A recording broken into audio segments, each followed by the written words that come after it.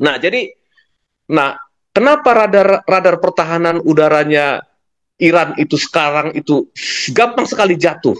Berbeda dengan waktu perang perang 6 hari, perang ini ya, Yom Kippur 73, itu 40 sampai 50 pesawat Israel itu jatuh karena rudal anti pesawatnya buatan Rusia yang digunakan oleh Mesir. Sekarang ini satu pesawat Israel tidak ada yang jatuh satupun.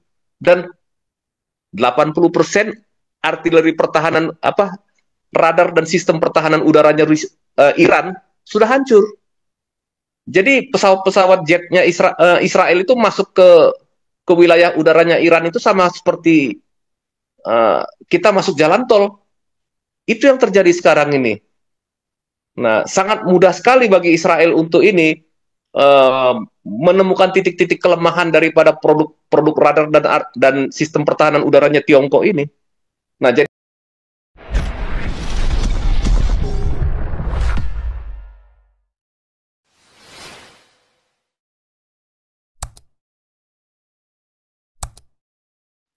Oke, oke, oke. Luar biasa. Sementara kita live viewernya sekarang 2000 ya, ada 2000 live viewer.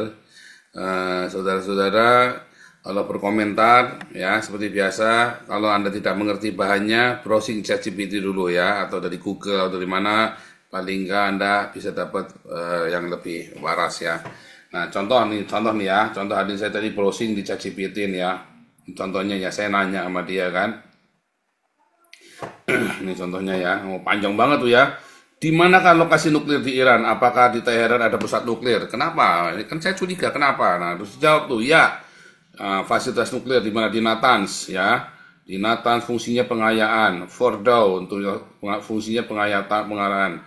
Selatan Teheran ya, Arak ya, markasi reaktor air berat. Teheran fasilitas riset nuklir ya, digunakan untuk medis dan riset, bukan untuk pengayaan uranium.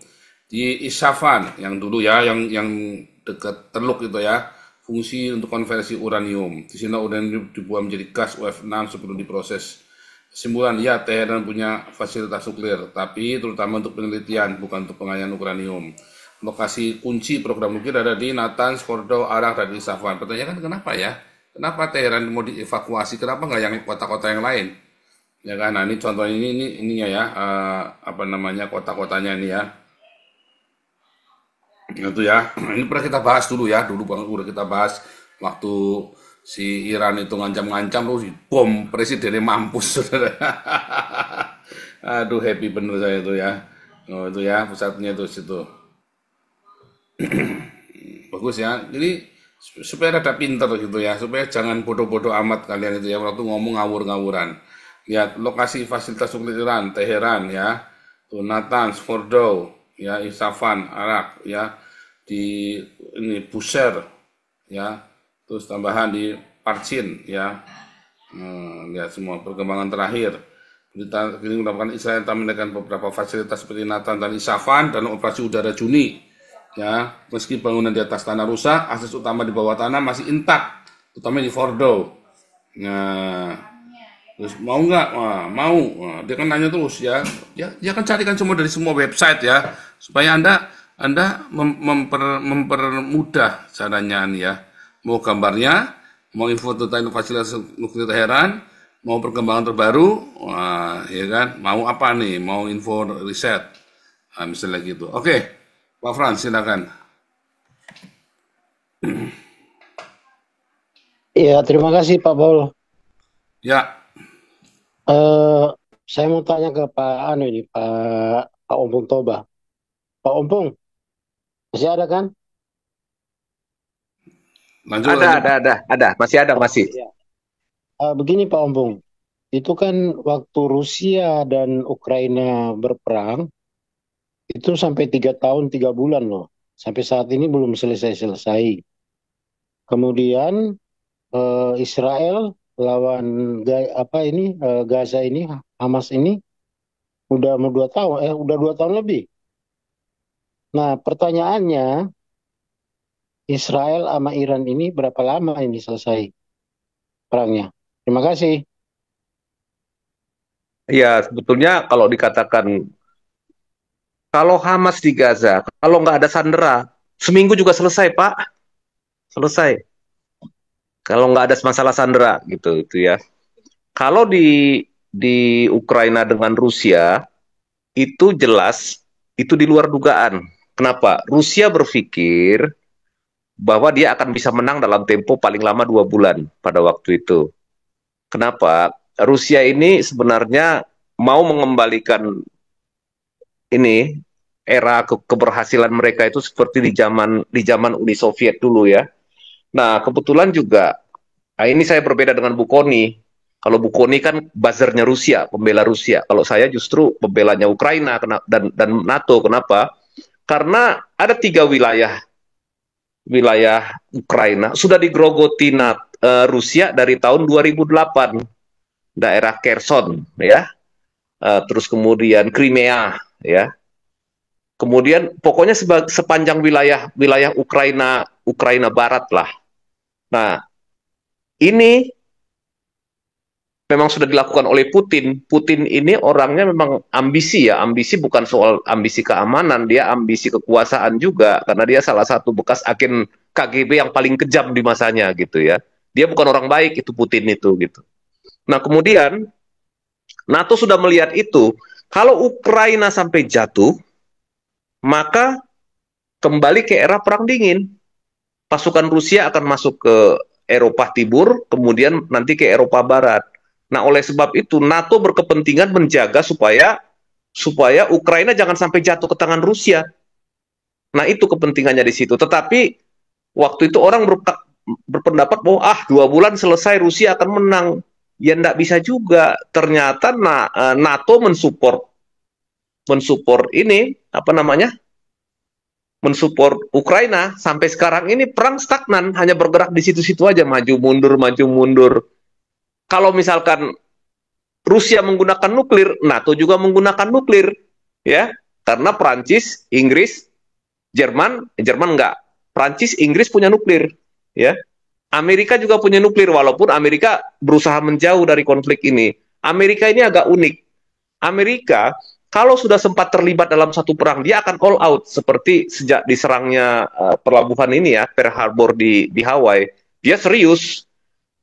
Ketika Hitler menyerang Polandia di tahun 1939, Inggris sudah teriak-teriak supaya Amerika ikut bantu. Amerika nggak mau. Nggak ada pembenaran bagi dia untuk ikut perang gitu. Tetapi ketika Hawaii, Pearl Harbor diserbu oleh Jepang, Amerika ikut habis-habisan dia sampai Jepang kalah gitu. Ini juga kelihatannya akan seperti itu.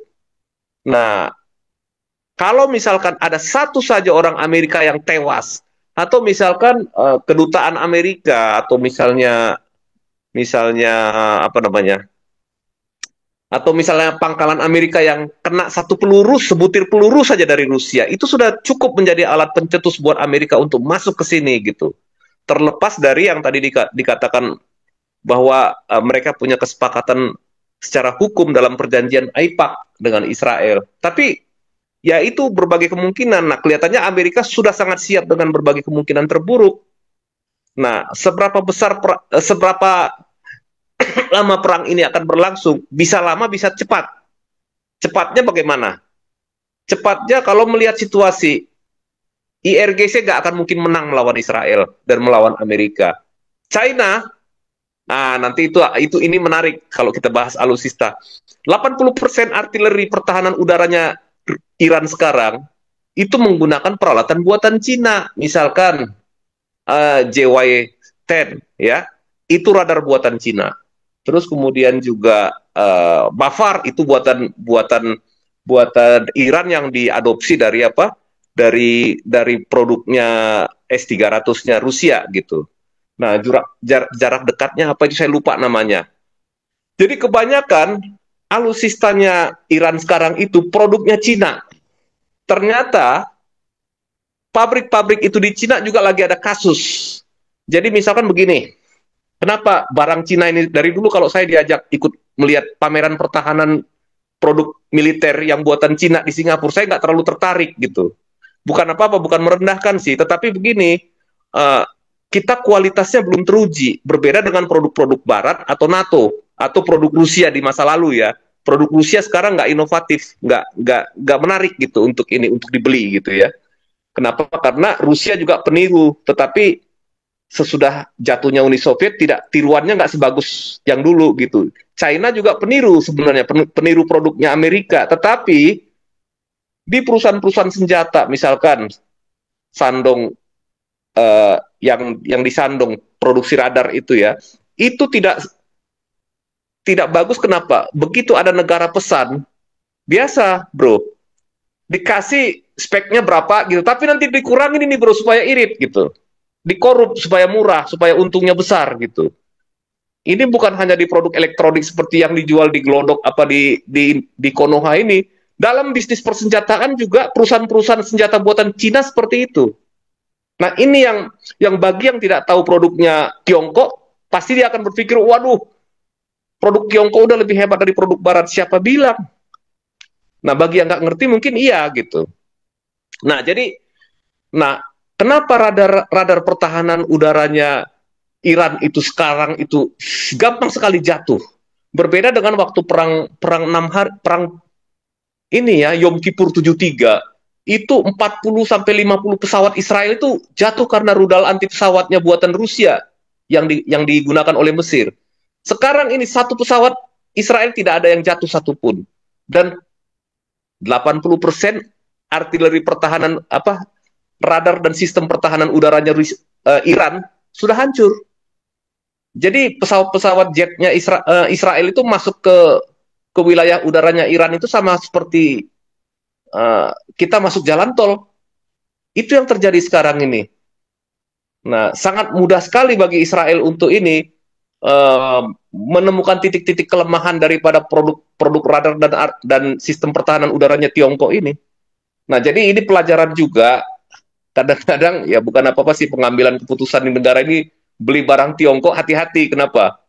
Bisa-bisa nanti kualitasnya nggak sesuai dengan spek yang diiniin. Nah, itu udah terbukti di Iran. Nah, yang paling lucu satu lagi mengenai pesawat tempur. Kenapa tidak ada satu pesawat tempur pun yang mengudara? Kemarin mau mengudara itu yang pesawat yang digunakan di filmnya siapa dulu zaman saya masih kuliah itu? Tomcat ya, zamannya Tom Cruise itu ya, filmnya Tom Cruise dulu. Belum sempat mengudara udah hancur. Ya mungkin ya kita nggak tahu lah kenapa ya. Mungkin bahan bakar juga kurang karena bahan bakarnya kan pesawat-pesawat buatan Iran itu diisinya dimasak di kota di timur laut Rusia, tapi itu kan baru dihancurkan kemarin. Nah, jadi kemarin juga dua pesawat tempur itu dihancurkan. Dan terakhir ini kalau nggak salah Iran baru beli beberapa pesawat dari Rusia, Sukhoi, Sukhoi, Sukhoi 35. Ya ini Sukhoi 35 itu ya setara dengan F-16, F-15 lah ya. Tapi kenapa satupun nggak ada yang muncul dan nggak ada yang dipakai? Saya khawatir Rusia nggak mau menggunakannya di dalam perang ini. Kenapa? Begitu pesawat Rusia ini tertembak, jualannya bakalan nggak laku, Bro Franz gitu, nggak bakalan laku. Jadi di sini juga agen-agen penjual senjata juga harus hati-hati menurunkan produknya gitu. Jangan sampai kayak sekarang. Saya yakin ke depan ini radar Cina nggak akan laku dengan kondisi perang di Iran ini. Kenapa? Terbukti dia hancur cepat gitu. Kira-kira begitu bro. Soal lambat atau cepatnya perang tergantung. Kalau IRGC itu menyerah dengan cepat, berhenti dari program nuklirnya, kemudian menyerahkan lembaga internasional untuk melakukan ini, perlucutan, perang selesai. Rezim Ayatollah bertahan. Tetapi kalau mereka memaksa tetap mau punya senjata nuklir, akan hancur-hancuran. Termasuk juga rezim ini akan hancur, akan digeser oleh masyarakatnya sendiri, akan timbul pemerintahan yang baru di Iran. Dan itu yang sangat diharapkan oleh rakyat Iran. Kira-kira gitu, Bro Franz. Terima kasih. Oke, Silakan Pak Paul. oke. Ini ada nih sebelum Pak Teh, Pak Putih dulu nih ya. Ini Pak Putih udah lama nggak datang nih. Pak Putih mau bicara Pak Putih.